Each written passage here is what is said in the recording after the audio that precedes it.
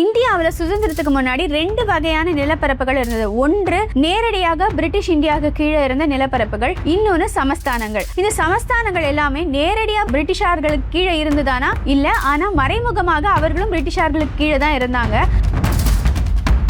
526 சமஸ்தானங்கள் பெரிய பிரச்சனைகள் எதுவும் இல்லாம இந்திய துணை கண்டத்தோட இணைந்துருது. ஆனா மிச்சம் இருக்கிற சமஸ்தானங்களை இணைக்கிறது அப்படிங்கிறது பெரும் பாடா போகுது இவங்க எல்லாருக்குமே. திருவாங்கூர் சமஸ்தானத்துக்கு உட்பட்ட இடங்கள்ல பாக்சைட்டும் தோரியமும் அதிகமாக கிடைக்கிறது அப்படின்றது பிரிட்டிஷார்களுக்கு தெரிய வருது. அதனாலேயே இவங்க தனியா இருந்தாலே நமக்கும் நல்லது அப்படிங்கிற ஒரு முடிவை தான் பிரிட்டிஷ் கவர்மெண்ட் எடுக்குது.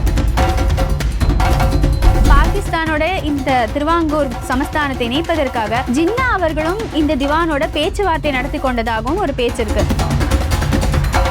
ஜெய்சல்மாரோட மன்னன் ஒரு கேள்வியை எழுப்புறாரு. நீங்க முஸ்லிம்களுக்கான ஒரு நாடாக தான் பாகிஸ்தானை உருவாக்க போறீங்க. அப்படி இருக்கும் பொழுது ஹிந்து முஸ்லிம் சர்ச்சைன்னு ஏதாவது வந்துச்சுன்னா நான் ஹிந்துக்கள் பக்கம் தான் நிற்பேன். போபால் சமஸ்தானத்தோட கதை முற்றிலுமாக வேறையா இருந்தது. சமஸ்தானத்துடைய மன்னர் ஒரு இஸ்லாமியராக இருந்தார். அவர் பேரு ஹமிதுல்லா. பாகிஸ்தானோட இணையணும்ன்றதுதான் அவரோட வெகுவாக ஆசையாக இருந்தது. ஜின்னாக்கு பல கடிதங்களை எழுதுறாரு. அந்த மாதிரி அவர் எழுதுற கடிதங்கள் எதுக்குமே ஜின்னா கிட்ட இருந்து பதில் வராமையே இருக்கு. நான் ஒப்புதல் தெரிவிச்சாலும் இதை கொஞ்ச நாளைக்கு வெளியே சொல்லாதீங்க, ஏன்னா நான் தான் சேம்பர் ஆஃப் பிரின்சஸ்க்கு ஹெட்டா இருக்கேன். நம்ம எல்லாரும் தனி நாடா போலான்னு மற்றவங்களுக்குலாம் அட்வைஸ் பண்ணிட்டு நானே இந்தியாவில் சேர்ந்தன்றது சரியா இருக்காது அப்படின்னு சொல்றாரு.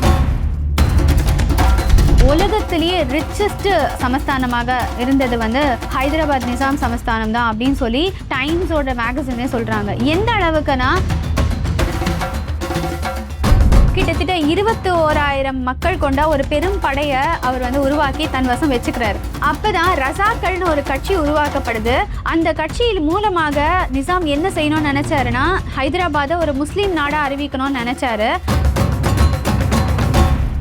ரசாக்கள் அதிகமாக என்ன பண்ணாங்கன்னா இஸ்லாமியர் அல்லாதவர்களை அதிகமாக கொன்று குவிக்க ஆரம்பிச்சாங்க.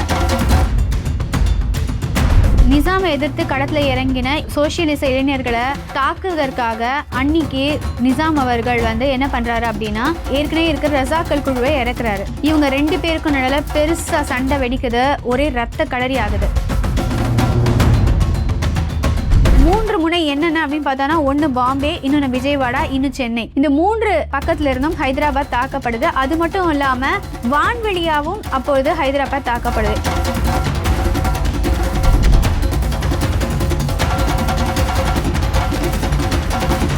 Welcome to Royal Crown. Our chairs offer a smooth, perfect 360-degree revolve. Experience timeless elegance. 15 August 1947 நமக்கு சுதந்திரம் கிடைச்ச அந்த நாள்ல நம்மளோட மூதாதையர்கள் வாழ்ந்த அந்த நிலப்பரப்பு இந்தியான்ற துணை கண்டத்துக்குள்ள தான் இருந்துச்சா அப்படின்றது ஒரு மிகப்பெரிய கேள்வி.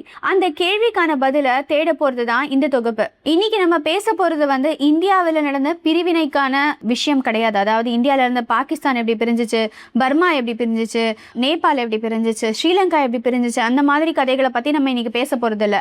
நம்ம பேச போறது இந்தியாவில் சுதந்திரத்துக்கு முன்னாடி இருந்த 565 பிரின்ஸ்லி ஸ்டேட்ஸ், அதாவது சமஸ்தானங்கள் இந்தியாவோட இண்டிபெண்டன்ஸ்க்கு இந்தியாவோட எப்படி சேர்ந்தது அப்படிங்கறதுக்கான கதையை தான் இன்னைக்கு நம்ம பார்க்க போறோம். இன்றளவுல இந்த 565 பிரின்ஸ்லி ஸ்டேட்ஸ்ல, அதாவது சமஸ்தானங்கள்ல 552 சமஸ்தானங்கள் இந்தியாக்குள்ள இருக்கு.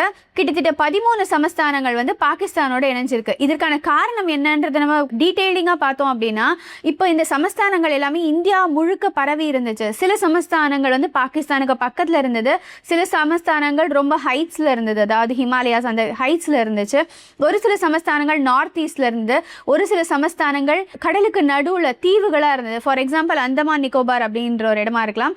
அப்படி இல்லைன்னா இப்போ ஏடன் ஒரு இடம் இதற்கு முன்னாடி இந்தியாவோட தான் இருந்தது அப்படின்னு சொல்லப்படுது. ஆனா இன்னைக்கு ஏடன்ற தீவு ஏமன் கூட சேர்ந்து இருக்கு. அது மட்டும் இல்லாம சவுத் சைட்ல நிறைய சமஸ்தானங்கள் இருந்தது. அந்த சமஸ்தானங்கள்லாம் கூட ஒரு சிலது பாகிஸ்தானோட இணையறதுக்கான வாய்ப்புகளை தேடி கொண்டிருந்தது. அவங்க கூட சேர்றதுக்கான வாய்ப்புகளும் இருந்தது. ஆனா டிஸ்டன்ஸ் பிட்வீன் தெம், அதாவது பாகிஸ்தானுக்கும் இவர்களுக்குமான தூரம், அவர்களுக்கு சரியான பதில்கள் பாகிஸ்தான்ல இருந்து கிடைக்காம இருந்தது. அந்த மாதிரி பல்வேறு காரணங்களால இந்த சமஸ்தானங்களும் யார் கூட சேர்றது அப்படிங்கிற தன்னோட முடிவை தானாகவே எடுத்துக்கொள்ளணும் அப்படின்ற ஒரு நிலைக்கு தள்ளப்பட்டது. ஸோ இந்த மாதிரி இவங்க முடிவெடுக்கிறதுக்கான காரணம் என்ன அப்படின்னு பார்த்தோன்னா, இந்தியாவில் சுதந்திரத்துக்கு முன்னாடி 2 வகையான நிலப்பரப்புகள் இருந்தது. ஒன்று நேரடியாக பிரிட்டிஷ் இந்தியாவுக்கு கீழே இருந்த நிலப்பரப்புகள், இன்னொன்று சமஸ்தானங்கள். இந்த சமஸ்தானங்கள் எல்லாமே நேரடியாக பிரிட்டிஷார்களுக்கு கீழே இருந்ததானா? இல்லை, ஆனால் மறைமுகமாக அவர்களும் பிரிட்டிஷார்களுக்கு கீழே தான் இருந்தாங்க. ஆனால் அவர்கள் நிலப்பரப்புக்கான ஆட்சிமையை அவங்களே பண்ணிக்கிட்டு இருந்தாங்க. சுதந்திரம் பெறுவதற்கான அந்த நாளில் இவர்கள் எல்லாருக்கும் என்ன ஆப்ஷன்ஸ் கொடுக்கப்பட்டது அப்படின்னா, அவர்கள் எல்லாரும் தானாகவே இந்தியா கூட இணையலாம், இல்லை பாகிஸ்தானத்து கூட இணையலாம், அப்படி இல்லைனா தன்னைத்தானே தனியான டொமினியன், அதாவது தனியான நாடாக அறிவித்துக் கொள்ளலாம் அப்படின்ற 3 ஆப்ஷன்ஸ் பிரிட்டிஷார்களால இந்த சமஸ்தானங்களுக்கு கொடுக்கப்பட்டது. இந்த மாதிரி ஒரு அறிவிப்பில் தாங்க தலைவலியே ஆரம்பிச்சிச்சு. என்னன்னா, நீங்கள் வந்து தனியாக பாகிஸ்தான் கூட சேரலாம்னு சொல்லலாம், இந்தியா கூட சேரலாம்னு சொல்லலாம். 2 கட்டானா நீங்களா தனியாக ஒரு நாடாக கூட அறிவிச்சுக்கலாம்ன்ற ஒரு சின்ன ஒரு ஆப்ஷன் அவங்களுக்கு கொடுத்ததுனாலே பல சமஸ்தானங்கள் இதை ஒரு துருப்புச்சீட்டாக எடுத்து தன்னை ஒரு தனி நாடாக அறிவிச்சுக்கணும் அப்படின்ற ஒரு முடிவுக்கெல்லாம் வர ஆரம்பிச்சாங்க. இந்த மாதிரி சமஸ்தானங்கள் சவுத்தில் இருக்கிற ஒரு சமஸ்தானம் வந்து பாகிஸ்தானோட இணையுது, இல்லைன்னா தனி நாடாக தன்னைத்தானே அறிவிச்சுக்குது அப்படின்னு வச்சுக்கோங்களேன். சவுத் ஆஃப் தமிழ்நாடுலேருந்து ஒரு ட்ரெயின் கிளம்புதுன்னு வச்சுக்கோங்களேன். அந்த ட்ரெயின் புதுக்கோட்டையை கிராஸ் பண்ணி வரும்போது அது ஒரு தனி நாடாக இருக்குன்னு வச்சுக்கோங்க. அந்த மாதிரி அது கிராஸ் பண்ணி வரும்போது அந்த ட்ரெயினை புதுக்கோட்டைக்குள்ளே விடலானாலோ, இல்லைனா வேற எங்கேருந்தோ வர பொருட்கள் எல்லாத்தையும் இவங்க வந்து புதுக்கோட்டை வழியாக நார்த்தில் இருக்கிற தமிழ்நாட்டுடைய மாவட்டங்களுக்கு விடமாட்டேன் அப்படின்னு சொன்னாலோ, தமிழ்நாட்டோட நிலைமையோ இல்லை இந்தியாவோட நிலைமையோ என்ன ஆயிருக்கும்ன்றது இன்றளவும் யோசிச்சு கூட பார்க்க முடியாத ஒரு விஷயம். எனவே இந்த மாகாணங்கள் எல்லாத்தையும் இந்தியாவோடையோ இல்லை பாகிஸ்தானோடையோ இணைக்கிறது மட்டுமே தான் இந்தியான்ற ஒரு துணை கண்டத்துடைய நிர்வாகத்திற்கும் பொருளாதாரத்திற்கும் கம்யூனிகேஷனுக்கும் ரொம்ப நல்லதா இருக்கும் அப்படின்னு சொல்லி அன்றைக்கு இருந்த தலைவர்கள் எல்லாரும் முடிவெடுக்கிறாங்க. அன்னைக்கு இவர்கள் எல்லாரும், அதாவது இந்திய தலைவர்கள் எல்லாரும் இதுல ஸ்டெப் இன் பண்ணி இந்த மாதிரி சமஸ்தானங்கள் எல்லாத்தையும் இந்தியாக்குள்ள இணைக்கிறதுக்கான முயற்சி எடுக்கிறதுக்கு முன்னாடி இந்த வேலை வந்து பிரிட்டிஷார்கள் கிட்ட தான் இருந்தது. அவங்க இந்த மாதிரி சேர்க்கறதுக்கு 2 அப்ரோச் எடுத்தாங்க. கேரட் அண்ட் ஸ்டிக் அப்ரோச் அப்படின்னு சொல்றாங்க. அதாவது முயலுக்கு கேரட்டை கொடுக்குற மாதிரி, இல்லைனா குரங்க கோலால் ஆட்டி வைக்கிற மாதிரி 2 விதமான அப்ரோச்சை வச்சு தான் இந்த சமஸ்தானங்கள் எல்லாத்தையும் இந்தியாவோட சேர்க்கிற வேலையை பிரிட்டிஷார்கள் முதல்ல எடுத்தாங்க. இந்த மாதிரி அவங்களே சமஸ்தானங்களை இணைக்கிற வேலையை ஈடுபடும் பொழுது திரு கார்ஃபீல்ட் அப்படிங்கிறவங்க கிட்ட தான் இந்த ஒர்க் இருந்ததாகவும், அவர்கள் இந்த வேலையில் ஈடுபட்டு இருந்த கிட்டத்தட்ட 5-6 வருடங்களில் இந்த சமஸ்தானங்களுக்கு சம்பந்தமான ஒரு சில முக்கியமான டாக்குமெண்ட்ஸ் எல்லாமே அவர்கிட்ட இருந்ததாகவும், இந்த டாக்குமெண்ட்ஸ் எல்லாமே இண்டிபெண்ட் இந்தியா கிட்ட, அதாவது சுதந்திரம் அடைந்த இந்தியா கிட்ட இந்த டாக்குமெண்ட்ஸ் எல்லாமே கிடைச்சிடக்கூடாது அப்படிங்கிறதுக்காக அவர் அந்த டாக்குமெண்ட்ஸ் எல்லாத்தையும் அழிச்சிட்டதாகவும் சொல்லப்படுது. அவர் அந்த மாதிரி அழிக்கும் முயற்சியில் ஈடுபடும் பொழுதுதான் ஜவஹர்லால் நேரு அவர்களும் காந்தி அவர்களும் இதில் ஸ்டெப் இன் பண்ணுறாங்க. அவங்க என்ன சொல்கிறாங்க, தயவு செஞ்சு இந்த வேலையை நிறுத்திடுங்க, இதுக்கப்புறமா இந்த வேலையை நாங்களே பார்த்துக்கிறோம், சமஸ்தானங்களை இணைக்கக்கூடிய வேலையை எங்ககிட்டயே கொடுத்துருங்க, அதுக்கு உங்ககிட்டேருந்து எடுக்கிற உதவி மட்டும் எங்களுக்கு போதும் அப்படின்ற மாதிரி சொல்கிறாங்க. திரு கார்ஃபீல்டு கிட்ட இருந்து இந்திய தலைவர்கள் கிட்ட இருந்து இந்த சமஸ்தானங்களை இணைக்கிற வேலை கொடுக்கப்படும் பொழுது அந்த டீமில் இருந்தவங்க முக்கியமானவங்க யார் யார் அப்படின்னு பார்த்தோன்னா, திரு ஜவஹர்லால் நேரு அவர்கள், சர்தார் வல்லபாய் பட்டேல் அவர்கள், விபி மேனன் அவர்கள், இவர்கள் தான் முக்கியமானவர்களாக இருக்காங்க. இவங்க எல்லாருமே இந்த மாதிரி சமஸ்தானங்களை இணைக்கிறதுக்கு 3 கேட்டகரிஸை முக்கியமாக சொல்கிறாங்க. அதில் வந்து என்னென்ன சொல்கிறாங்கன்னா, டிஃபென்ஸ், உங்களுக்கான மிலிட்டரி தேவைகள் எல்லாத்தையுமே, அதாவது அந்த சமஸ்தானங்களுக்கான மிலிட்டரி தேவைகள் எல்லாத்தையுமே இந்திய துணை கண்டம் பார்த்துக்கொள்ளும் அப்படின்னு சொல்கிறாங்க. எக்ஸ்டர்னல் அஃபேர்ஸ், அதுக்கு அடுத்தது என்னன்னா, வெளிநாடுகளுக்கும் அந்த சமஸ்தானங்களுக்கும் உடனான தொடர்புகள். இப்போ துணை கண்டத்தில் இணையும் பொழுது இவ்வளோ பெரிய நாடுல உங்களுக்கான எக்ஸ்டர்னல் அஃபேர்ஸையும் நாங்களே பார்த்துக்கிறோம் அப்படின்னு சொல்கிறாங்க. 3வது கம்யூனிகேஷன். இது எல்லாத்தையுமே கிரைட்டீரியா வச்சு தான் இவங்க எல்லாரையும் இணைக்கிறதுக்கான பேச்சுவார்த்தையை துவங்கணும்னு சொல்லி அவங்க 3 பேரும் முடிவு பண்றாங்க. அந்த டிபார்ட்மெண்ட்டுக்கு வந்து ஸ்டேட்ஸ் டிபார்ட்மெண்ட் அப்படின்னு பேர் வைக்கிறாங்க. முடிவு எடுக்கப்பட்ட பிறகு இந்த ஸ்டேட்ஸ் டிபார்ட்மெண்ட்ல இருந்த 3 தலைமைகளும் திரு மவுண்ட் பேட்டன் அவர்களும் இணைந்து செயல்பட்டதுல 526 சமஸ்தானங்கள் பெரிய பிரச்சனைகள் எதுவும் இல்லாம இந்திய துணை கண்டத்தோட இணைந்துருது. ஆனா மிச்சம் இருக்கிற சமஸ்தானங்களை இணைக்கிறது அப்படிங்கிறது வந்து பெரும் பாடா போகுது இவங்க எல்லாருக்குமே. இந்த மாதிரி அவங்க எல்லாருமே இந்திய துணை கண்டத்தோட இணையறதுக்காக, சமஸ்தானங்கள் எல்லாமே இணையறதுக்காக மவுண்ட் பேட்டன் அவர்கள் 2 விதமான அக்ரிமெண்ட்ஸை ரெடி பண்றாரு. நம்பர் 1 அக்ரிமெண்ட் வந்து என்ன அப்படின்னு பார்த்தோம்னா, இந்திய துணை கண்டத்தோட அவர்கள் இணைவதற்கான ஒப்பந்த பத்திரம். அந்த ஒப்பந்த பத்திரத்தை இன்ஸ்ட்ருமெண்ட் ஆஃப் அக்செஷன் அப்படின்னு சொல்றாங்க. இந்த இன்ஸ்ட்ருமெண்ட் ஆஃப் அக்செஷன்றது ஃபர்ஸ்ட் அக்ரிமெண்டா இருக்கு. 2வது அக்ரிமெண்ட் வந்து இப்போ இவங்க இந்திய துணை கண்டத்தோட இணையறாங்க இல்லையா, இணைந்த பிறகு அவங்களுக்கு இப்ப கரண்ட் ஸ்டேட்டஸ் என்ன இருக்கோ அது எத்தனை ஆண்டுகளுக்கு தொடரும் அப்படிங்கிறது. இப்போ ஒருத்தர் இணையறாருன்னா இம்மீடியட்டா அங்க இருக்கிற எல்லாத்தையுமே மாற்ற முடியாது இல்லையா, மாத்துறதுக்கு எவ்வளோ நாட்கள் அல்லது எவ்வளோ ஆண்டுகள் அவங்களுக்கு நேரம் கொடுக்கப்படும் அப்படிங்கிறது தான் 2வது ஒப்பந்தமா இருந்தது. ஸோ முதல் ஒப்பந்தத்தில் ஒருத்தர் கையெழுத்து போட்டா மட்டுமே தான் 2வது ஒப்பந்தத்துக்கு மூவ் ஆகவே முடியும். பிரிட்டிஷார் கிட்ட இருந்து இந்த மாதிரி சமஸ்தானங்களை இணைக்கிற பொறுப்பு இந்தியர்களை வந்து சேரும் பொழுது அதுக்கு வந்து ஸ்டேட்ஸ் டிபார்ட்மெண்ட்னு பேர் வைக்கிறாங்க இல்லையா, அந்த டிபார்ட்மெண்ட்டோட ஃபர்ஸ்ட் மீட்டிங் வந்து 25 ஜூலை 1947 அன்னைக்கு நடக்குது. மீட்டிங்ல கலந்துக்கிறதுக்காக எல்லா பிரின்ஸ்லி ஸ்டேட்ஸ், அதாவது எல்லா சமஸ்தானங்கள்ல இருந்தும் அத்தனை நிர்வாகிகளுக்கும் லெட்டர் அனுப்பப்படுது. அந்த மாதிரி ஒரு லெட்டர் திருவாங்கூர் சமஸ்தானத்துடைய திவான் அவர்களுக்கும் அனுப்பப்படுது. திரு பட்டேல் அவர்கள் அந்த லெட்டர் அனுப்புறாரு. 31 மே 1947 அனுப்புறாரு. அந்த லெட்டர்ல அதுல வந்து அவர் என்ன மென்ஷன் பண்றாருன்னா, to be a friend to a friendless person அப்படின்னு சொல்லி அந்த லெட்டர் எழுதுறாரு. அதாவது நீங்க இந்த மாதிரி தனித்து விடப்பட்டுருவீங்க, இந்தியா கூட இணையலைன்னா, அதனால உங்களுக்கு நண்பனாக இருக்க விரும்புறேன் நான் அப்படின்ற மாதிரி ஒரு லெட்டர் அனுப்புறாரு. அதுக்கு வந்து அந்த திவான் அவர்கள் பதில் அளிக்கிறாரு. என்ன அப்படின்னா, I am already having an engagement with another friend, so I cannot be participating in this meeting அப்படின்னு சொல்றாரு. அதாவது எனக்கு ஏற்கனவே ஒரு ஃப்ரெண்டு கூட ஒரு மீட்டிங் இருக்கு, அதனால இந்த ஃப்ரெண்டோட இந்த மீட்டிங்கை என்னால் அட்டன் பண்ண முடியாது அப்படின்னு சொல்லி ரிப்ளை கொடுக்குறாரு. அவர் அந்த மீட்டிங்ல கலந்துக்காம இருக்காரு. முதல்ல நம்ம பார்க்க போகிறது திருவாங்கூர் சமஸ்தானம். அன்றைய திருவாங்கூர் சமஸ்தானத்தோட திவானாக இருந்தவர் வந்து திரு சிபி ராமசாமி அவர்கள் வந்து தமிழ்நாட்டோட ஆற்காடு மாவட்டத்தை சேர்ந்தவராக இருந்தார். திரு சிபி ராமசாமி அவர்கள் அன்றைய காலத்தில் வக்கீலாக இருந்தார். சென்னை உயர்நீதிமன்றத்தில் அட்வொகேட் ஜெனரலாக இருக்கார். திருவாங்கூர் சமஸ்தானத்துக்கு அவர் வந்து ஒரு அட்வைசராக மட்டும்தான் ஃபர்ஸ்ட் போய் ஜாயின் பண்றாரு. அதுக்கப்புறம் வந்து அங்க இருந்த பிரின்ஸ் அவர்களோட நன்மதிப்பை பெறாரு. அதன் பிறகு அவருக்கு திவான்ற பொசிஷன் கொடுக்கப்படுது. அதன் பிறகு திருவாங்கூர் சமஸ்தானத்தோட முக்கியமான முடிவுகளை எல்லாவற்றையும் எடுக்கிற ஒரு முக்கியமான ஆளாக இந்த திவான் சிபி ராமசாமி அவர்கள் ஆகிறார்.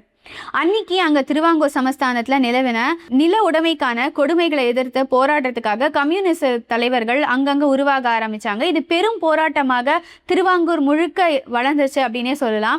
அந்த மாதிரி வளரும் பொழுது அதை தடுப்பதற்காக அவர் தன்னோட நேவி ஆஃபீஸர்ஸையும் அது மட்டும் அல்லாத பிரிட்டிஷார்கிட்ட இருந்து ஆர்மியோட ஹெல்ப்பையும் எடுத்து இவங்க எல்லாரையும் அடக்கிறதுக்கான முடிவு எடுக்கிறாரு. அந்த மாதிரி முடிவெடுத்து அவர் வந்து போராட்டங்களை வந்து அடக்கிறதுக்கு முற்படும் பொழுது அந்த போராட்டத்துல கிட்டத்தட்ட 4000 பேர் இறந்ததாக சொல்லப்படுது. ஆனா அஃபீஷியலா திருவாங்கூர் கவர்மெண்ட் சொன்னது என்ன அப்படின்னா 1000 பேர் மட்டும்தான். இதன் பிறகு இவங்க வந்து தனியா நிக்கணும், அதாவது தனி சமஸ்தானமே தனி நாடாக மாறணும் அப்படின்ற ஒரு முடிவை எடுக்கிறதுக்கான முக்கியமான காரணம் வந்து கேரளால, அதாவது திருவாங்கூர் சமஸ்தானத்துக்கு உட்பட்ட இடங்கள்ல பாக்சைட்டும் தோரியமும் அதிகமாக கிடைக்கிறது அப்படின்றது பிரிட்டிஷார்களுக்கு தெரிய வருது.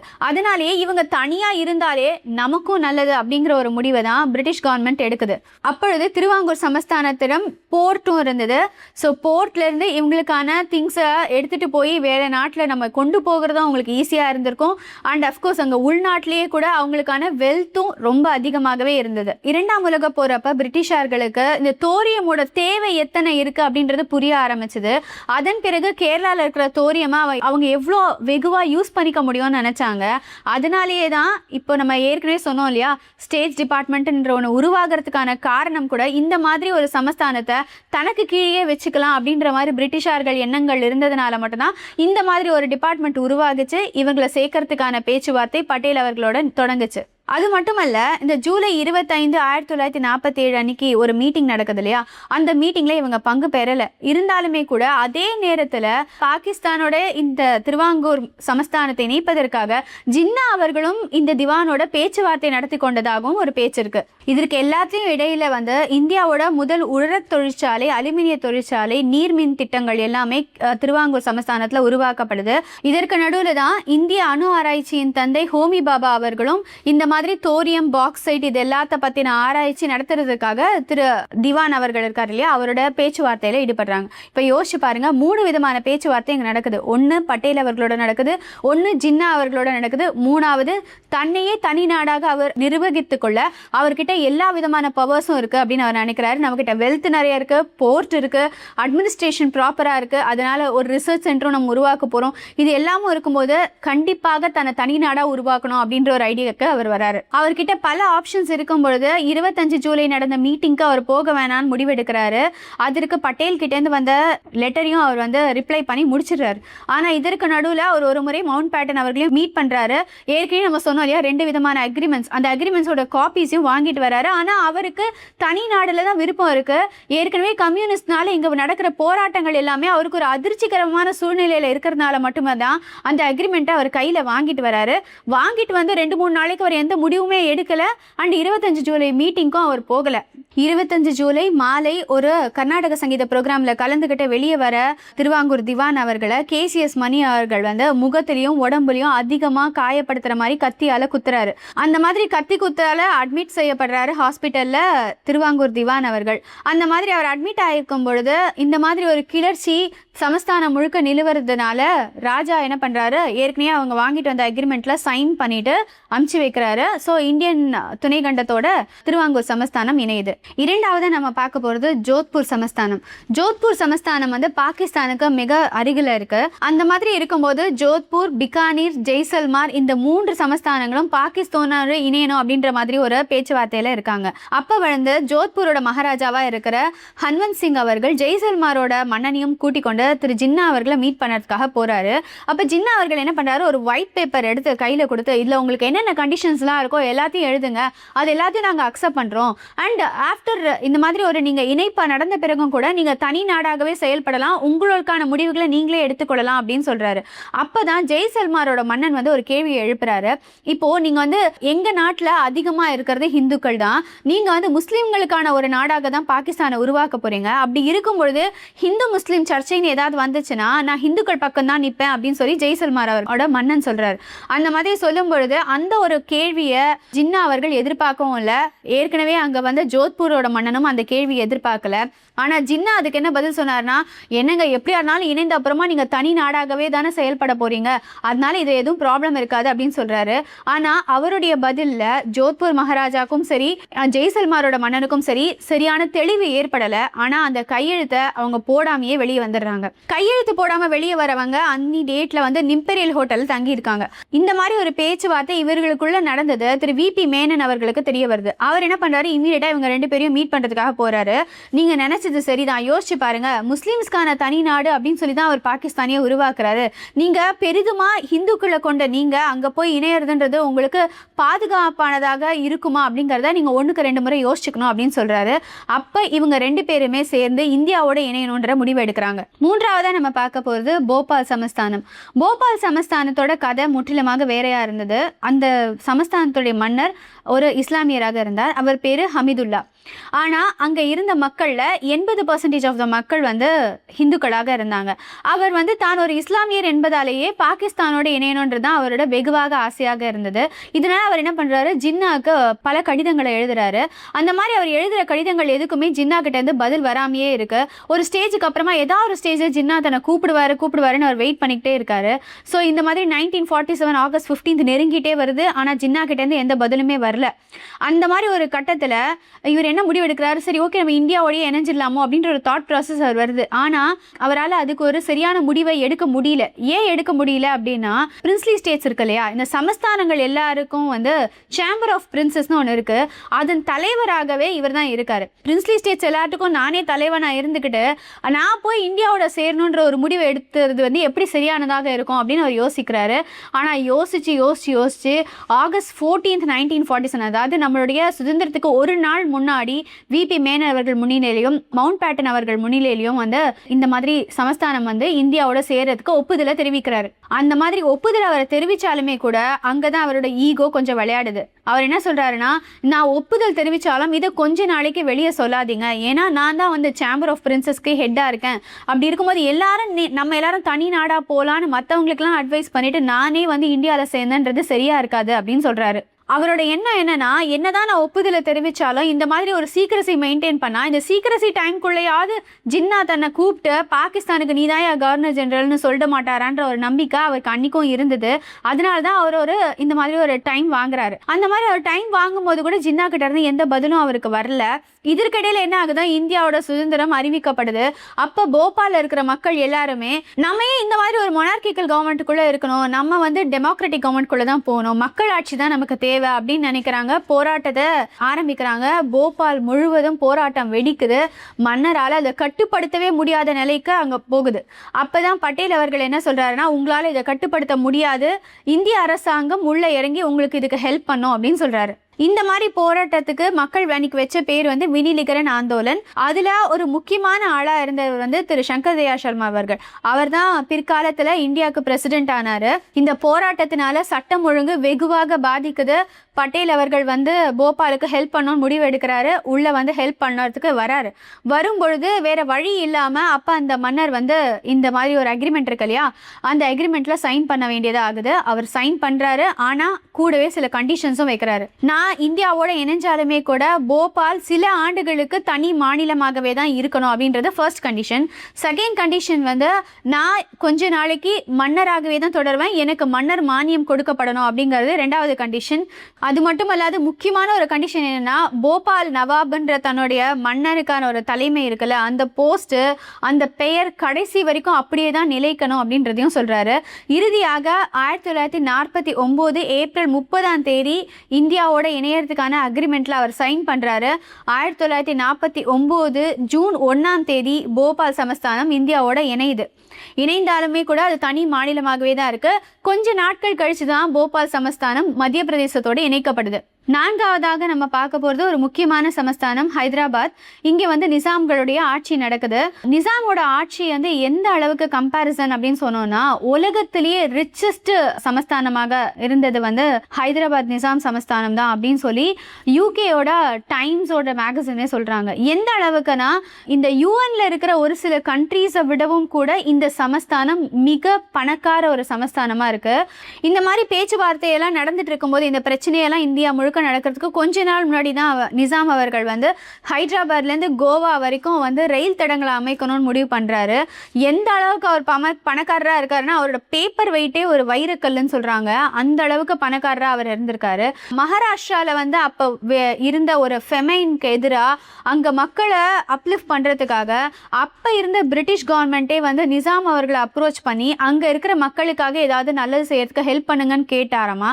அந்த அளவுக்கு நிசாம் அன்னைக்கு பயங்கர பணக்காரராக இருந்திருக்காரு. பரப்பளவில் மட்டும் இல்லாமல் 1950களில் ஒரு ஆர்டிக்கல் வருது. அதில் வந்து என்ன சொல்கிறாங்கன்னா, இந்த மாதிரி இந்தியன் இண்டிபெண்டன்ஸ் டைமில் நிசாமுடைய மொத்த சொத்துக்கள்னு சொல்லும்போது 350 மில்லியன் ரொக்க பணம் அவர் வச்சிருந்ததாகவும், கிட்டத்தட்ட 4000 கோடி அளவுக்கு வைரங்கள் ஹைதராபாத் நிசாம் கிட்ட இருந்ததாகவும் சொல்லப்படுது. இந்த காலகட்டத்தில் நிசாமாக இருந்த மிர் உஸ்மான் அலி கான் அவர்கள் ஜூன் 26, 1947 ஹைதராபாத் ஒரு தனி நாடாக இருக்கும் அப்படின்னு அறிவிக்கிறது மட்டும் இல்லாமல் பிரிட்டிஷார்கிட்ட ஒரு ரெக்வஸ்ட்டும் வைக்கிறாரு. காமன்வெல்த் கண்ட்ரீஸில் ஹைதராபாத்தை ஒன் ஆஃப் த கண்ட்ரியாக சேர்க்கணும் அப்படின்னு சொல்கிறாரு.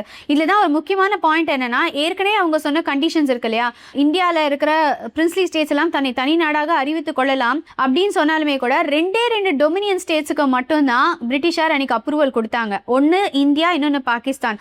மூணாவதாக ஒரு கண்ட்ரி வருதுன்னா அந்த கண்ட்ரிக்கு காமன்வெல்த்தில் ஒரு இடம் இருக்காது அப்படிங்கிறத ஒரு வார்னிங் அவங்க ஏற்கனவே கொடுத்திருந்தாங்க. இதற்கிடையில நவம்பர் 29, 1947 நிசாம் அவர்கள் வந்து இந்தியாவோட ஒரு தற்காலிக ஒப்பந்தத்தை போடுறாரு. அது எதுக்குன்னா, எக்ஸ்டர்னல் அஃபேர்ஸ்க்காக, போஸ்டல், ரயில்வேஸ், இதுக்கு எல்லாத்துக்கும் அவருக்கு வந்து ஒரு கம்யூனிகேஷன் தேவைப்படுது இல்லையா, அதுக்காக இந்தியாவோட ஒரு அக்ரிமெண்ட் போடுறாரு. அவர் அக்ரிமெண்ட் போட்ட கையோட சும்மா இருக்காம ஏற்கனவே தன்கிட்ட இருந்த படையை இன்னும் வெகுவாக வளர்க்கிறாரு.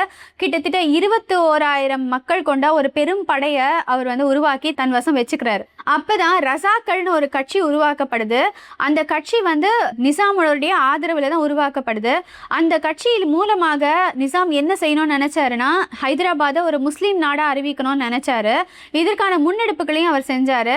முன்னெடுப்புகளை செஞ்சாலுமே கூட அவர் வந்து இதை ஒரு ரயாட் மாதிரி கொண்டு போகணும் அப்படின்ற ஒரு ஐடியாலாம் அவருக்கு இல்லை. ஆனா இந்த கட்சி ரசாக்கள் வந்து அதிகமாக என்ன பண்ணாங்கன்னா, இஸ்லாமியர் அல்லாதவர்களை அதிகமாக கொன்று குவிக்க ஆரம்பிச்சாங்க. இந்த புரட்சியெல்லாம் வெடிச்சு இவங்க எல்லாரும் வந்து ஒரு அன்ஸ்டேபிள் சுச்சுவேஷன் வந்து லா அண்ட் ஆர்டரும் இல்லாமல் அந்த மென்டையர் சமஸ்தானத்தில் இருக்கும்பொழுது தான் நிசாம் அவர்கள் வந்து தற்காலிகமாக இல்லாமல் முழுவதுமாக இந்தியாவுடைய நினைஞ்சிடலாமோ அப்படின்ற ஒரு முடிவுக்கு வராரு. அவர் கையெழுத்து போடலாம் முடிவு இருக்கிற காலத்தில் இந்த ரசாக்கள் வந்து பெருசாக வளர்ந்துடுறாங்க.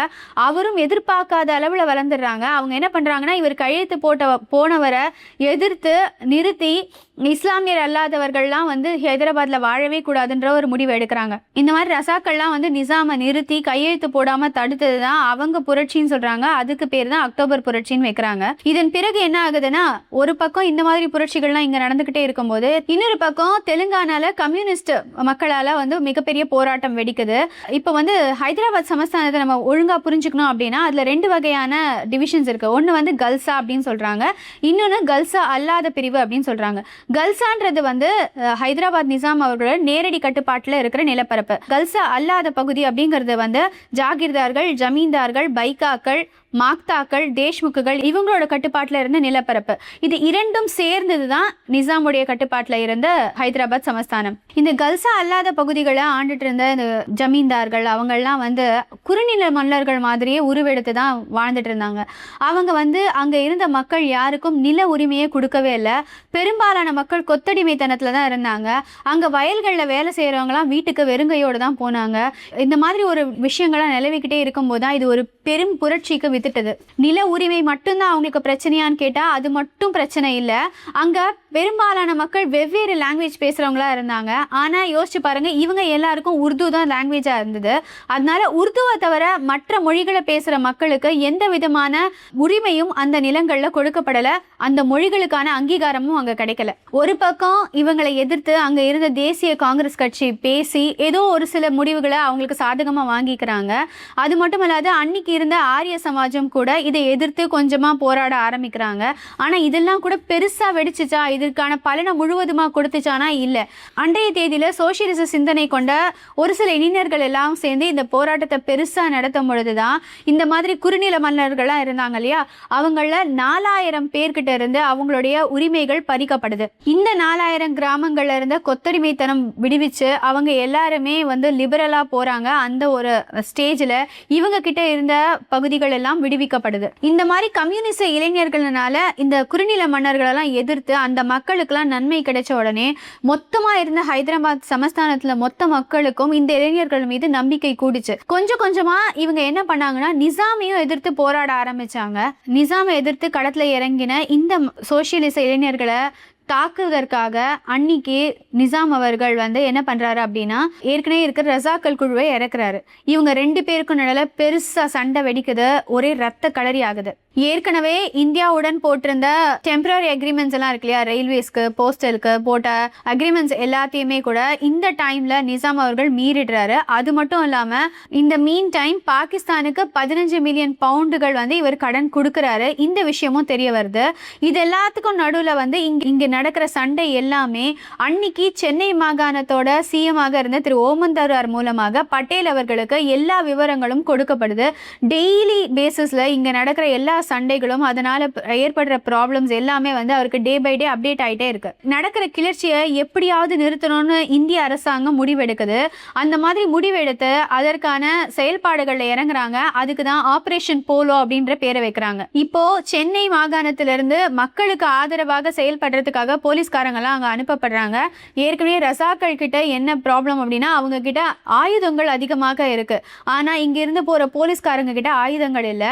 இங்கிருந்து ஓமந்தூரார் என்ன சொல்றாருன்னா, அவங்களை தைரியமா திருப்பி அடிங்க அப்படின்னு சொல்றாரு. ஆனா போலீஸ்காரங்க என்ன சொல்றாங்க, எங்ககிட்ட ஆயுதங்கள் இல்லையே அப்படின்னு சொல்றாங்க. அதனால இங்க லோக்கலாவே பெரம்பூர்ல ஒரு இடத்துல ஆயுதங்கள் எல்லாமும் தயாரிக்கிற ஒரு ஸ்பெஷலிஸ்ட் மூலமாக தமிழ்நாட்டிலேயே தனியா ஆயுதங்கள் தயாரிக்கப்பட்டு அவர்களுக்கு வழங்கப்படுது. இந்த மாதிரி சென்னையில இருந்து போலீஸ்காரங்க அங்க போனாலுமே கூட அவர்களால பெருசா இதை தடுக்க முடிஞ்சுதானா, இன்னும் கொஞ்சம் அது பெருசாகிக்கிட்டே இருக்கு. அப்பதான் வந்து பட்டேல் அவர்கள் வந்து ஆர்மியை இதுக்குள்ள இன்ட்ரோடியூஸ் பண்ணணும் அப்படின்னு நினைக்கிறாரு. இந்த மாதிரி ஒரு முடிவு எடுக்கும் பொழுதுதான் இந்தியன் ஆர்மி வந்து மும்முனையா ஹைதராபாத்தை தாக்கணும் அப்படின்ற ஒரு முடிவுக்கு வராங்க. ஏன்னா இந்த ஸ்டேஜில் அவங்க ஹைதராபாத்தை எப்படியாவது கைப்பற்றணும் அப்படின்ற ஒரு முடிவுக்கு வராங்க. அப்போ 3 முனை என்னென்ன அப்படின்னு பார்த்தோன்னா, ஒன்று பாம்பே, இன்னொன்று விஜயவாடா, இன்னும் சென்னை. இந்த 3 பக்கத்துல இருந்தும் ஹைதராபாத் தாக்கப்படுது. அது மட்டும் இல்லாமல் வான்வெளியாகவும் அப்பொழுது ஹைதராபாத் தாக்கப்படுது. இது எல்லாத்தையும் ஒரு கட்டத்துக்கு மேலே நிசாமால சமாளிக்க முடியாத ஒரு நிலை வருது. இதற்கு நடுவில் நிசாம் அவர்கள் ஐநாவில் வந்து இந்தியாவுக்கு எதிரான ஒரு கம்ப்ளைண்ட்டையும் கொடுத்து வச்சிருக்காரு.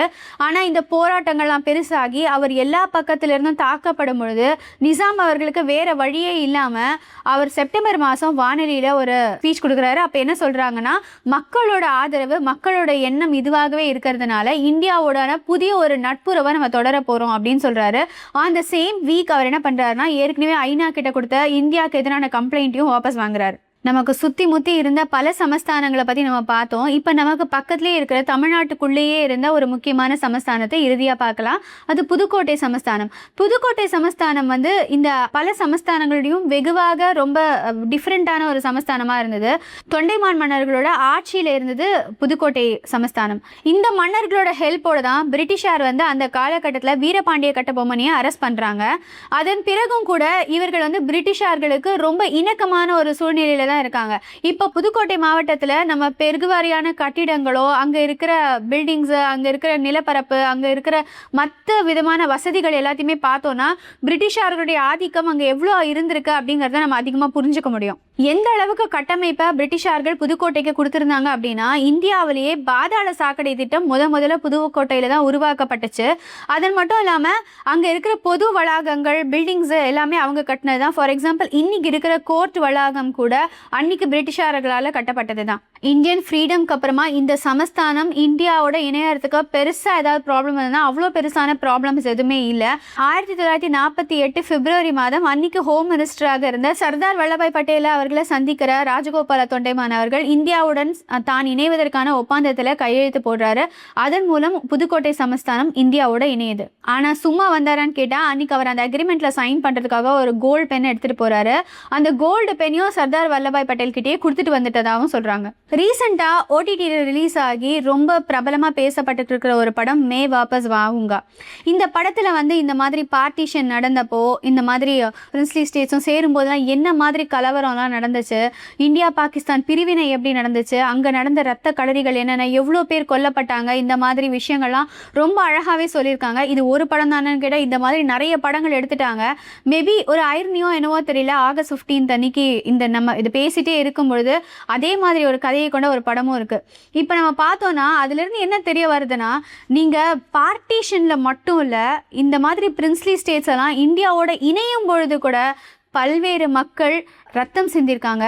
இதில் மர்டர் மிஸ்ட்ரிஸ் நிறையா இருக்குது, லவ் ஸ்டோரிஸ் நிறையா இருக்குது. அந்த மாதிரி நிறைய கதைகள், கிளை கதைகள், முக்கியமான சிந்தனைகள், முக்கியமான சர்ச்சைகள் மிக அதிகமாக இருக்கிறதுனால அது எல்லாத்தையும் பின்வரும் தொகுப்புகளில் கொஞ்சம் கொஞ்சமாக சிறிதாக நம்ம பார்க்க போகிறோம்.